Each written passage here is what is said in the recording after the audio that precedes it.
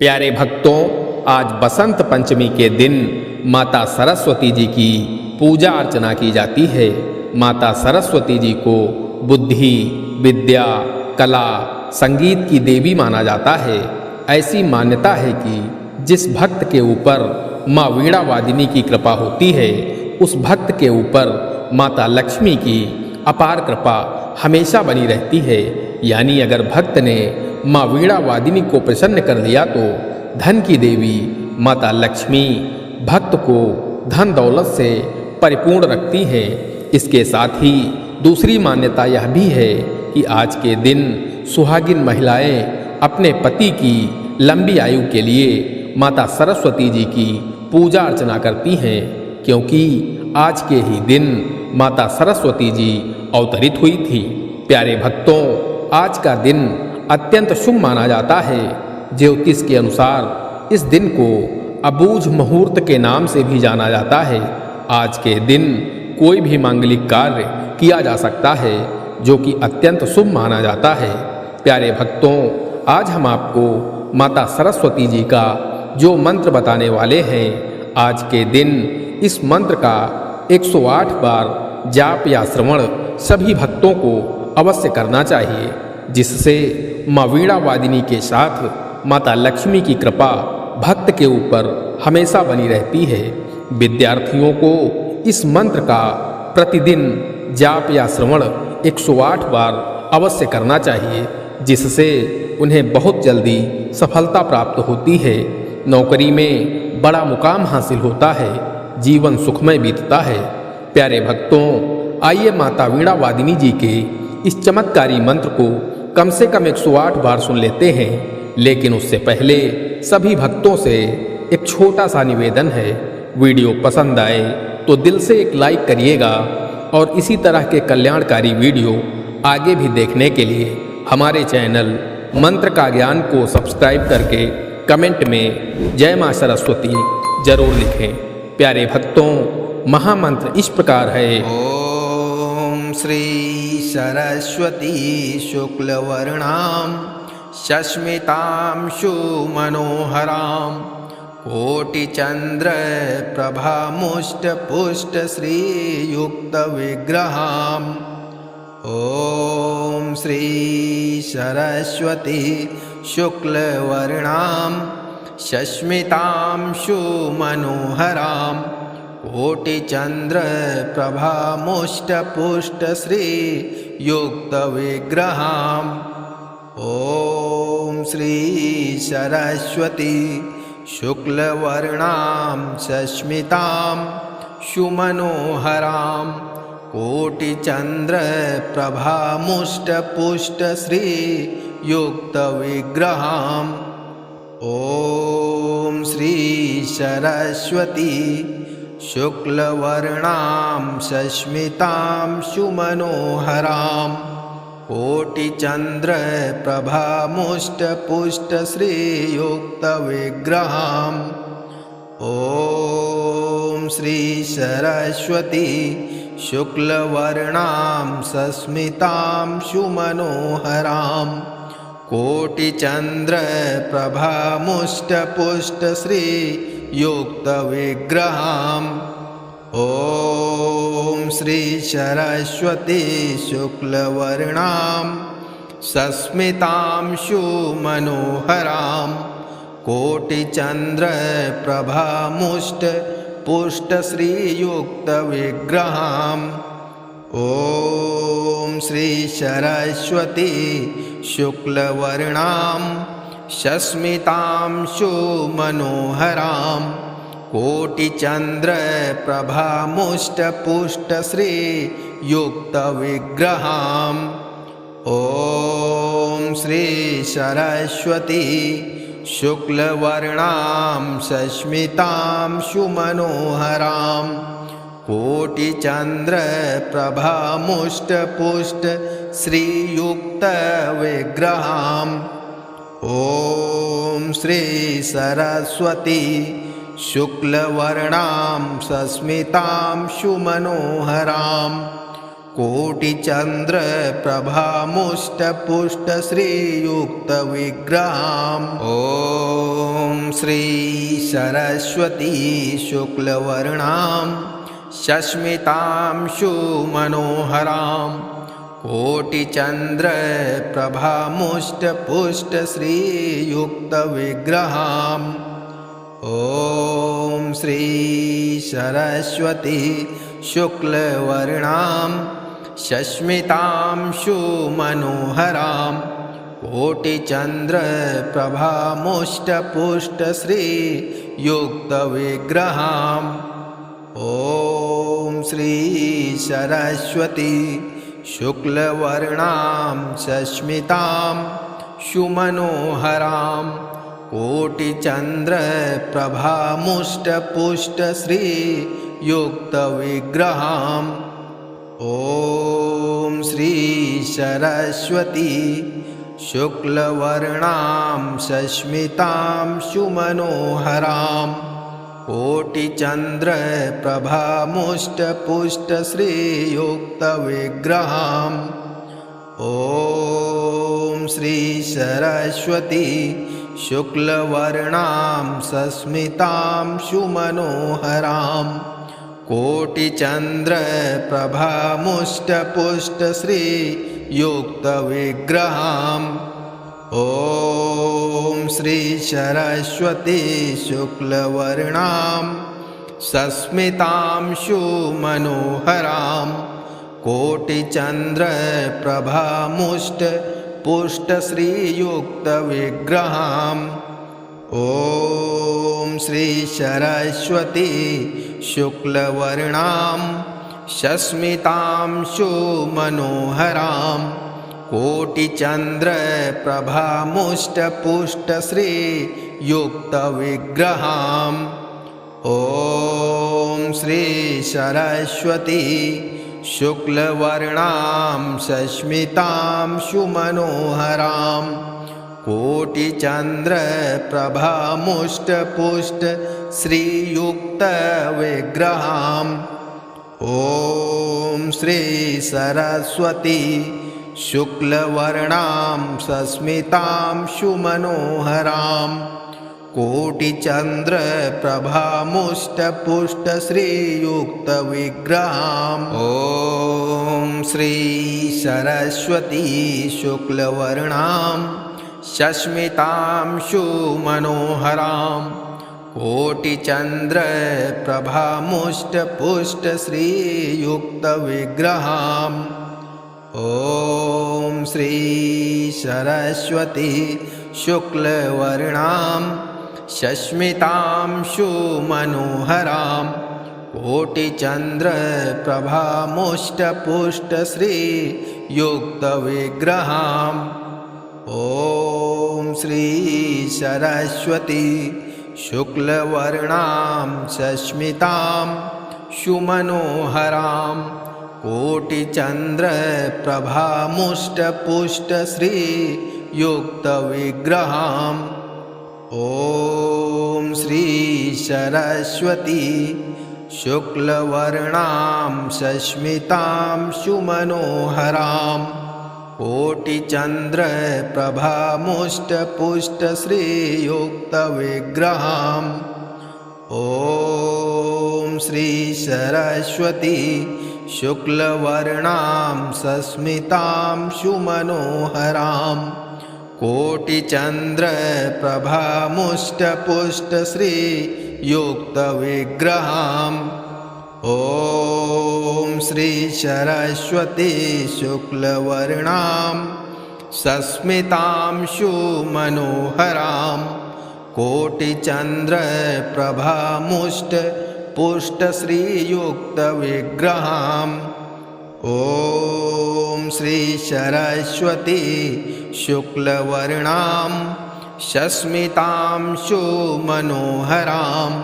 कोटिचन्द्रप्रभामुष्टपुष्टश्रीयुक्तविग्रहाम् Om Shri Saraswati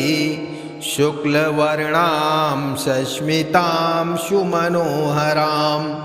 कोटिचन्द्रप्रभामुष्टपुष्टश्रीयुक्तविग्रहाम् Om Shri Saraswati शुक्लवर्णां सस्मितां सुमनोहरां कोटिचन्द्रप्रभामुष्टपुष्टश्रीयुक्तविग्रहाम् Om Shri Saraswati शुक्लवर्णां सस्मितां सुमनोहरां कोटिचन्द्रप्रभामुष्टपुष्टश्रीयुक्तविग्रहाम् Om Shri Saraswati शुक्लवर्णां सस्मितां सुमनोहरां कोटिचन्द्रप्रभामुष्टपुष्टश्रीयुक्तविग्रहाम् Om Shri Saraswati शुक्लवर्णां सस्मितां सुमनोहरां कोटिचन्द्रप्रभामुष्टपुष्टश्रीयुक्तविग्रहाम् Om Shri Saraswati शुक्लवर्णां सस्मितां सुमनोहरां कोटिचन्द्रप्रभामुष्टपुष्टश्रीयुक्तविग्रहाम् Om Shri Saraswati शुक्लवर्णां सस्मितां सुमनोहरां कोटिचन्द्रप्रभामुष्टपुष्टश्रीयुक्तविग्रहाम् Om Shri Saraswati शुक्लवर्णां सस्मितां सुमनोहरां कोटिचन्द्रप्रभामुष्टपुष्टश्रीयुक्तविग्रहाम् Om Shri Saraswati शुक्लवर्णां सस्मितां सुमनोहरां कोटिचन्द्रप्रभामुष्टपुष्टश्रीयुक्तविग्रहाम् Om Shri Saraswati शुक्लवर्णां सस्मितां सुमनोहरां कोटिचन्द्रप्रभामुष्टपुष्टश्रीयुक्तविग्रहाम् Om Shri Saraswati शुक्लवर्णां सस्मितां सुमनोहरां कोटिचन्द्रप्रभामुष्टपुष्टश्रीयुक्तविग्रहाम् Om Shri Saraswati शुक्लवर्णां सस्मितां सुमनोहरां कोटिचन्द्रप्रभामुष्टपुष्टश्रीयुक्तविग्रहाम् Om Shri Saraswati शुक्लवर्णां सस्मितां सुमनोहरां कोटिचन्द्रप्रभामुष्टपुष्टश्रीयुक्तविग्रहाम्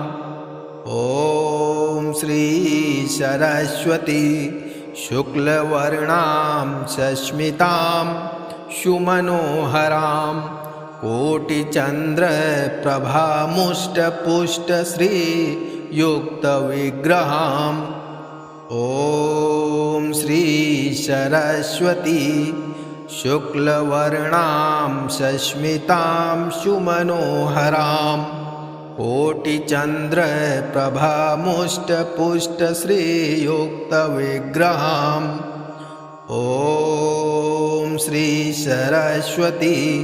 शुक्लवर्णां सस्मितां सुमनोहरां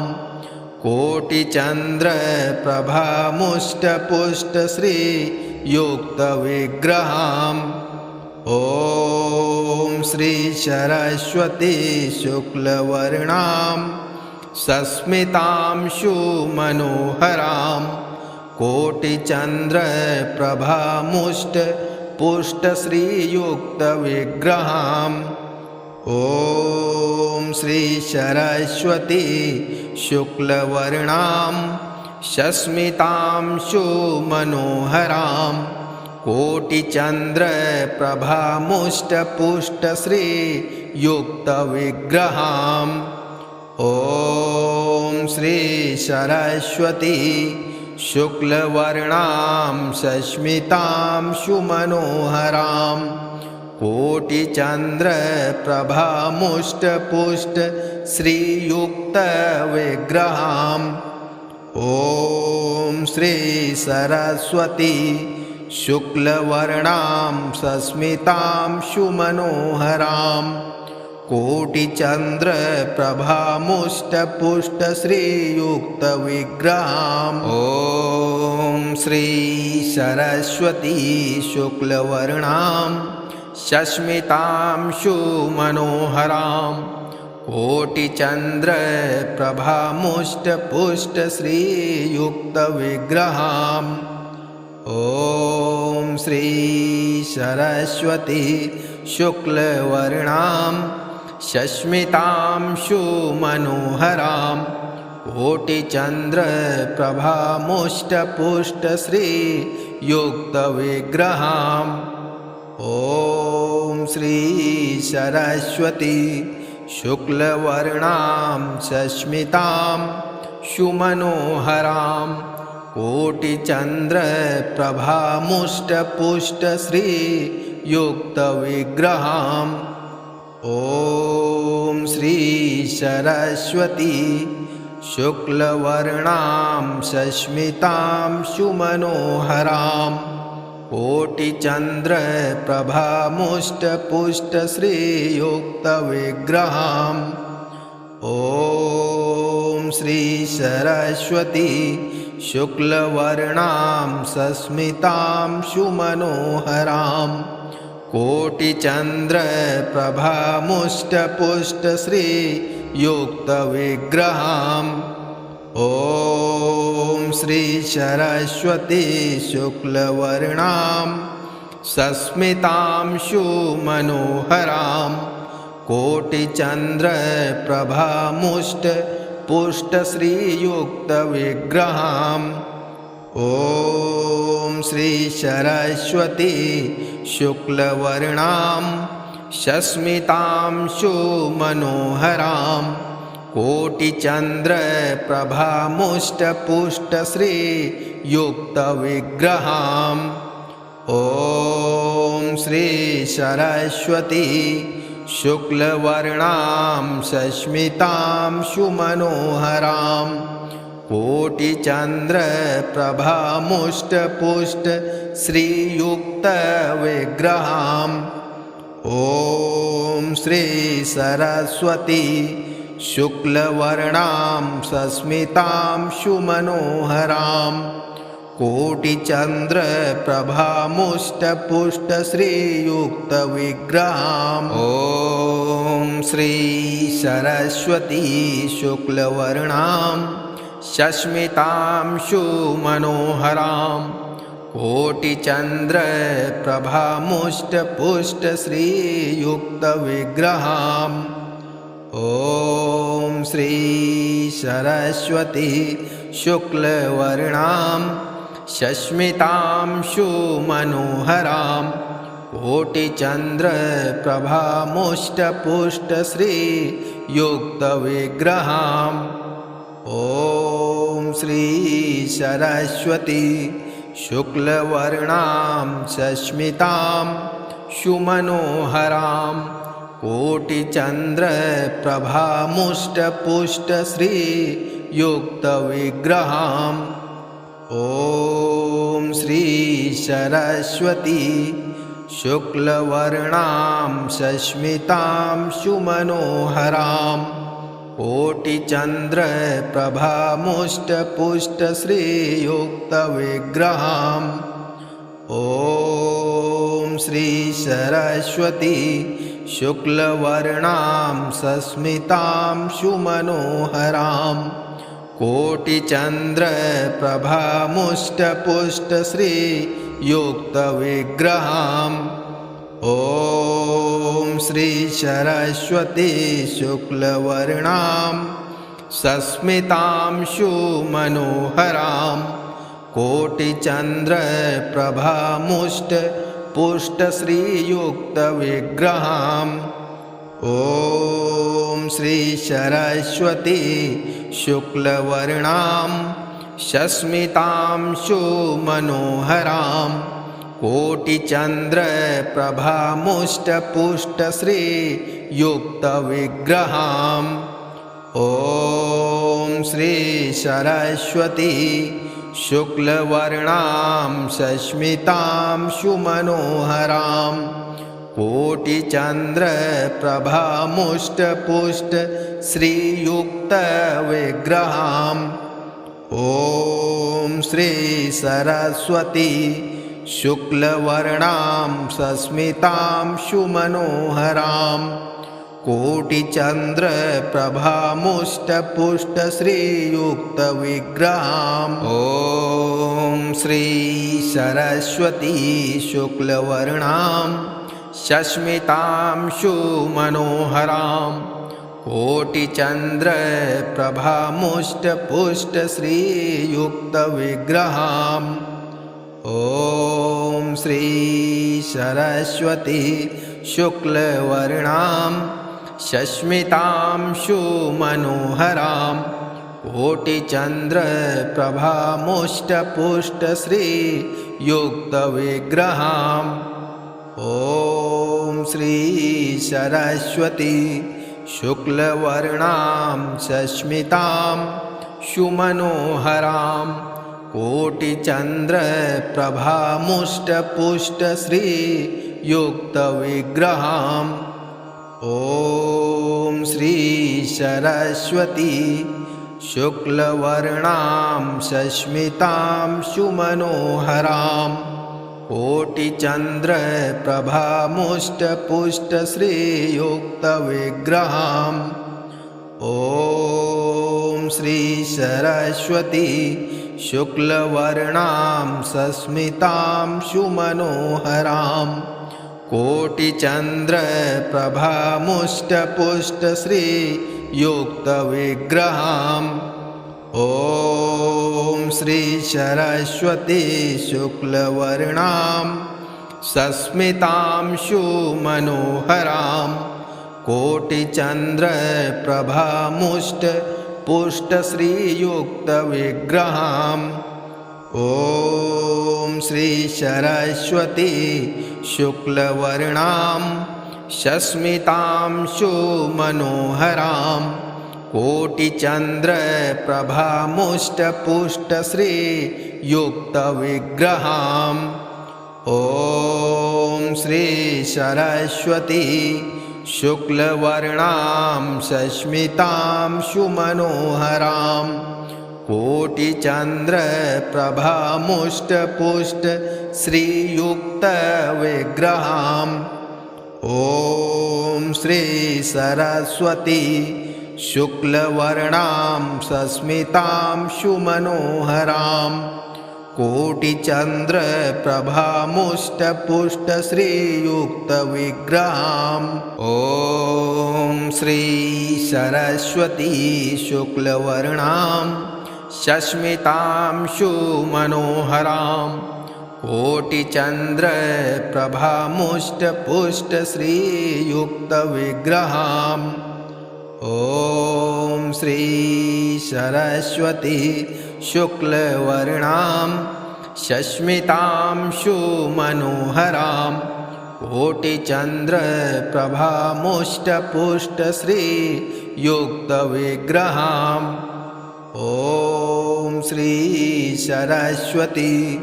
शुक्लवर्णां शस्मितांशुमनोहरां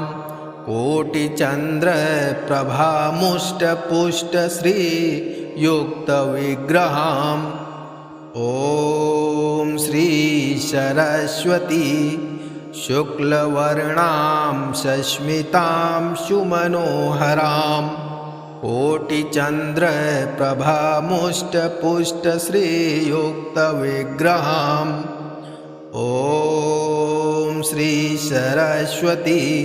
शुक्लवर्णां शस्मितांशुमनोहरां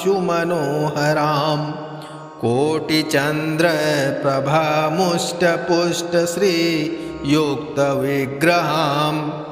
Om Shri Saraswati शुक्लवर्णां सस्मितांशुमनोहरां कोटिचन्द्रप्रभामुष्टपुष्टश्रीयुक्तविग्रहाम् Om Shri Saraswati शुक्लवर्णां सस्मितांशुमनोहरां कोटिचन्द्रप्रभामुष्टपुष्टश्रीयुक्तविग्रहाम् Om Shri Saraswati शुक्लवर्णां सस्मितांशुमनोहरां कोटिचन्द्रप्रभामुष्टपुष्टश्रीयुक्तविग्रहाम् Om Shri Saraswati शुक्लवर्णां सस्मितांशुमनोहरां कोटिचन्द्रप्रभामुष्टपुष्टश्रीयुक्तविग्रहाम् Om Shri Saraswati शुक्लवर्णां सस्मितांशुमनोहरां कोटिचन्द्रप्रभामुष्टपुष्टश्रीयुक्तविग्रहाम् Om Shri Saraswati शुक्लवर्णां सस्मितांशुमनोहरां कोटिचन्द्रप्रभामुष्टपुष्टश्रीयुक्तविग्रहाम् Om Shri Saraswati शुक्लवर्णां सस्मितांशुमनोहरां कोटिचन्द्रप्रभामुष्टपुष्टश्रीयुक्तविग्रहाम् Om Shri Saraswati शुक्लवर्णां सस्मितांशुमनोहरां कोटिचन्द्रप्रभामुष्टपुष्टश्रीयुक्तविग्रहाम् Om Shri Saraswati शुक्लवर्णां सस्मितांशुमनोहरां कोटिचन्द्रप्रभामुष्टपुष्टश्रीयुक्तविग्रहाम् Om Shri Saraswati शुक्लवर्णां सस्मितांशुमनोहरां कोटिचन्द्रप्रभामुष्टपुष्टश्रीयुक्तविग्रहाम्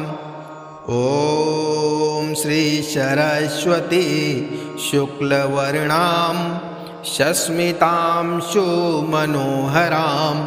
कोटिचन्द्रप्रभामुष्टपुष्टश्रीयुक्तविग्रहाम् Om Shri Saraswati शुक्लवर्णां सस्मितांशुमनोहरां